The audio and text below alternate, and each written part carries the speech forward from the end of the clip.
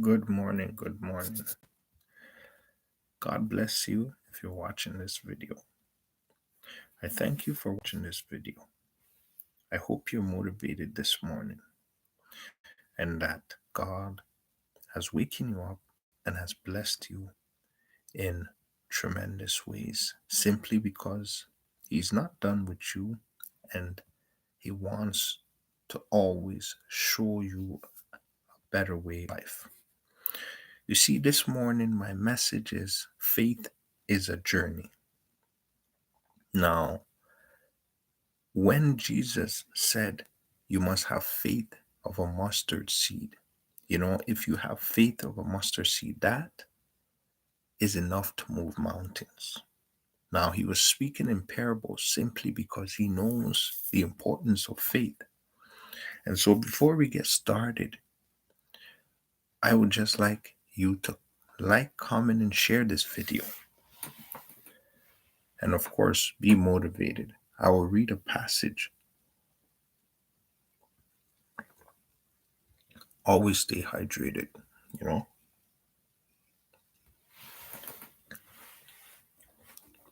So, hold on. It says Hebrews 10, verse 24-25. It says, "And let us consider how we may spur one another on towards love and good deeds, not giving up meeting together as some are in the habit of doing, but encouraging one another, and all the more as you see the day approaching." So this ties back to the message that I am speaking about today about faith is a journey. You see, depending on your situation in life will require the amounts of faith. So for example, suppose, right, you needed a new change of the atmosphere that you live at, or you've been trying to what? Become better in a better position that you live at in your life. The goals that you have set, maybe, it requires you to be, you know, years into training before you're able to then achieve that goal. These are all different kinds of goals and that you set for yourself. And so what it is your faith will determine how much steps you take. So whatever goals you have planned, depending on the size and of course the reward that it brings, will determine, right, your faith level, how much of faith, because it's a form of gas, right? It's a form of power that is behind your influence that you are trying to then use, right? To make things better. So, depending on it will determine how powerful your faith is. You see, spiritual warfare requires you to have abundance of faith because you see, if God has given the world to Lucifer, to Satan, then he is going to use the world as his playground whenever it comes to attacking human beings, whenever it comes to distracting human beings. So, every way possible, he is going to use whatever is given to him in order to change your faith levels so that you can stop believing. And so you see, Jesus said in many ways, it is your faith that have healed you.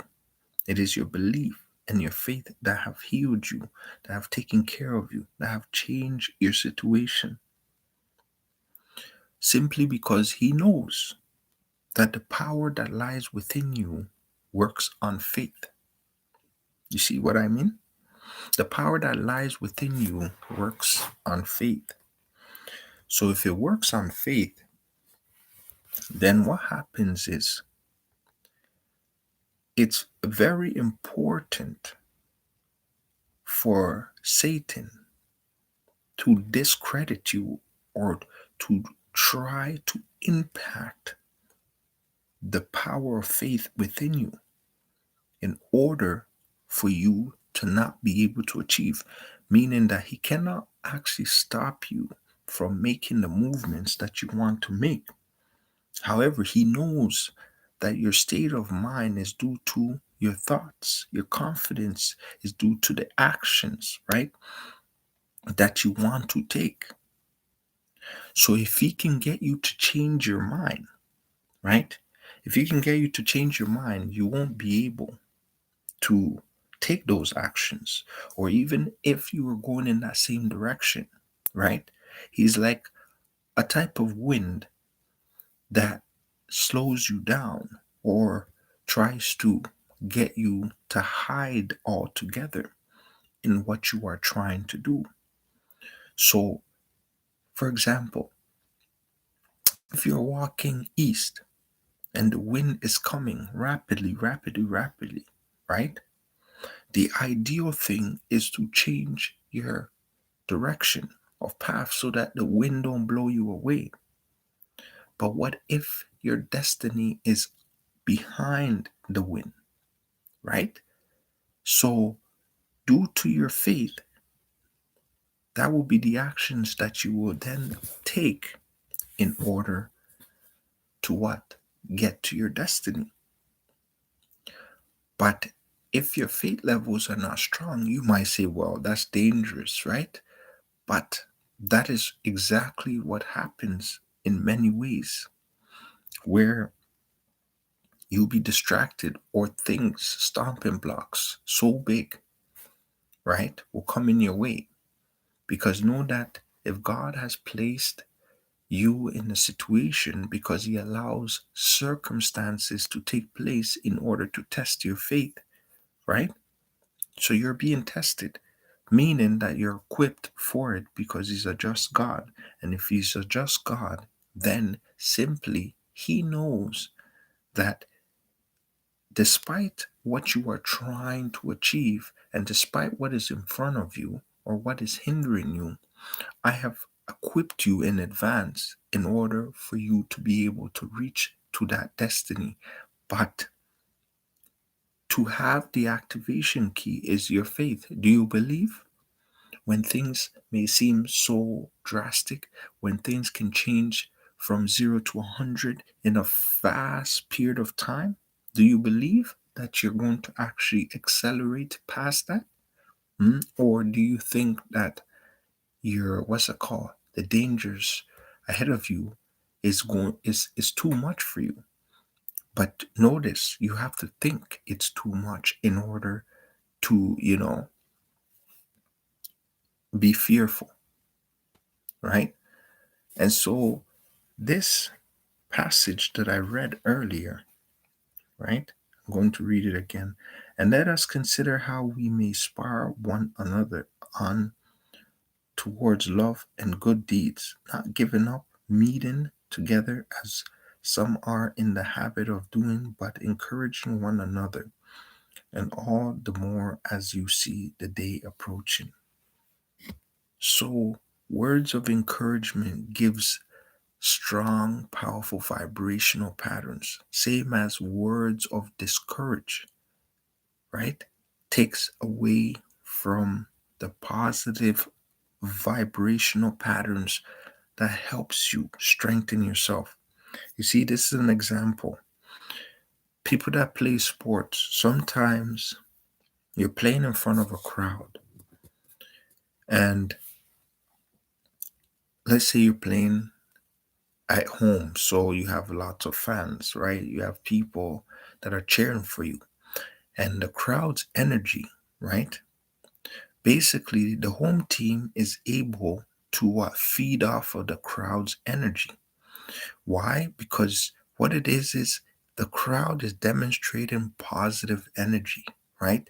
And so this energy can actually help the players become better players at that particular moment in time, simply because there's so much power behind positive energy. And you see, obviously, if it's not a home team, they're not going to be demonstrating good practice to them. They're going to be respectful, but they're not going to give the same type of energy towards the, you know, towards the home team like how they did in the away team. So, good energy, positive messages, positive influence, right? Encouragement actually helps improve the faith that you have. So that's why they ask surround yourself with positive people simply because it makes you better than you are actually are. Like, because your confident level accelerates. And so if your confident level accelerates, then the choices that you make are going to be more confident with what grounds of foundation. So it's the same thing, the opposite side. If a whole bunch of negativity and there is no inner peace within you, then it's going to change the way you do things. So increase the positive message, positive energy that surrounds you, because it will give you that what's it called? That powerful strength, you know, powerful levels of what? Influence that you won't usually be able to get without these energies. You see, it said Jesus Christ was tested by all these spirits in the wilderness, right? It was to increase his faith. So you be tested on faith levels. So to increase your faith, you do need to be on those levels of power. You do. See what I mean? And so strengthening yourselves will determine, because faith is a journey, right? How you started the journey will be different from how you will end the journey. What you learn at the beginning will be different from what you are learned throughout the journey and at the end of the journey. See what I'm saying? But the faith journey doesn't end until your life has ended. That then will be weighed on how faithful of a servant you were. Now, when they say servant, they might think, "Oh, that's so small," right? But Jesus Christ came to serve, to fulfill the laws. He came to serve the people, right? So you have to serve to a degree. Sometimes it might not be the ideal time for you, but it must be done. It is enhancing you for the faith, because by doing that, you will learn and understand the people. No human being is too powerful to serve. See what I mean? Because God is a mighty God. And if you cannot serve God, then you will serve one of his creations. That's basically what it is. If you cannot serve God, you serve one of his creations, and then realize that it would have been better to serve the creator. So it's one or the other. Understand that in this world, right, your faith will be weighed. How faithful were you in these times of your life? You see, I believe that sometimes there are so many tools and opportunities and positions that are given to you, and then you are tested differently in certain circumstances. Maybe a few years go by, certain things are removed from you to see how faithful you are or what decisions you will make. These are all journeys of life, but ultimately they want to see the purity of your faith. Hmm? Because some situations are harder to deal with than others. Because if they were all easy, then that is not a challenge, but God challenges you as an individual. God challenges you. Do you see what I mean? And so, because He challenges you, He obviously knows everything about you. So, He's going to test you in a way where you cannot, right? You cannot overcome it without true self revelation, right?